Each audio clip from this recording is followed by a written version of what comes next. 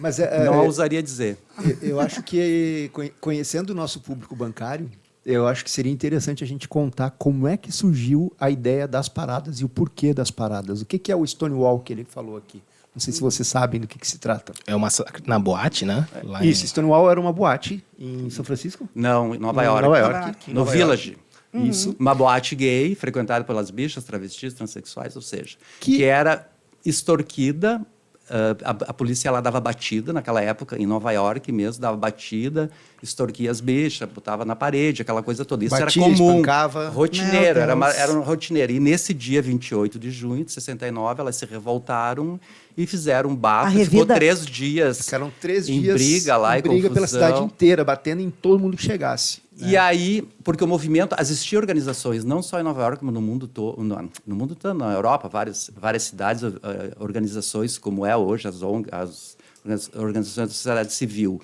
Mas visibilidade de rua, ir para a rua ainda não tinha esse tipo de movimento. Ou se tinha alguma outra manifestação, Muito entendeu? pequena. Sim, muito pontual. Muito pontual, alguns Sim, quando se acontecesse eventos alguma que aconteceram coisa. e tal. E aí resolveram ir para a rua, entendeu? E aí começou as paradas. Começou as entendeu? paradas. Por causa dessa revolta de Stonewall, que a gente chama, que começou todo o movimento. Então, anualmente, a partir daquela data, em 28 de junho, o pessoal vai para a rua para dar o dia do basta. Que a gente não aceita ser menos, que a gente não aceita essa violência, que a gente não aceita mais ser extorquido por ser quem somos. Sim. Que é só isso, no E fim, né? Eu acho que houve uma mudança daí, no sentido que bicha, sapata, trans existem desde Desde 5 que o mundo mil é anos mundo, antes né? de Cristo. Nós e as baratas a surgimos gente juntos. já né? a gente já está aí incomodando há milênios, entendeu? Mas só que eu acho que houve uma mudança de paradigma, porque essa visibilidade de rua, de massas, e que começou a acontecer sim. no Brasil a partir dos anos 2000, ela mudou o enfoque. Todo mundo, ou seja, eu sabia que existia, mas as pessoas assumindo, isso trouxe uma outra visibilidade, um outro empoderamento, e isso mexeu com todas as estruturas da sociedade. Universidades, Sim. STF, a justiça, ou seja, todos os espaços a gente foi ocupando, né? E isso houve, né, uma alteração nesse processo. A visibilidade deu empoderamento.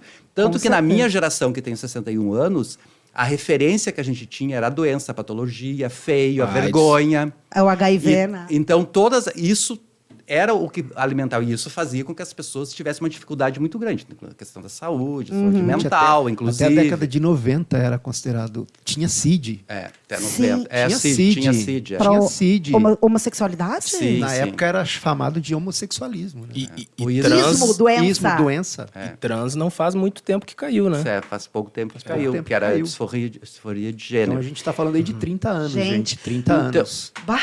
Então, essa mudança, entendeu? Esse empoderamento. Então, a referência era essa. Para a juventude hoje, LGBT, QI, PN+, e tal, a referência não é a patologia, a referência é o direito. Eu tenho direito, eu pego a minha bandeira e vou para a rua. Então, por exemplo, nas universidades, escolas e tal, Já tá diferente. era impossível tu pegar uma bandeira aí. Aham. Hoje em dia, a juventude não está nem aí, entendeu? Hoje a galera É sai com verdade. um botãozinho. Então, Isso mas- é uma mudança de paradigma, isso é uma outra relação, ou isso é o empoderamento. E isso tem provocado o fascismo, né? Tem provocado muito e a gente está sofrendo horrores, sim. né? Com a Verdade, extrema-direita, né? Saiu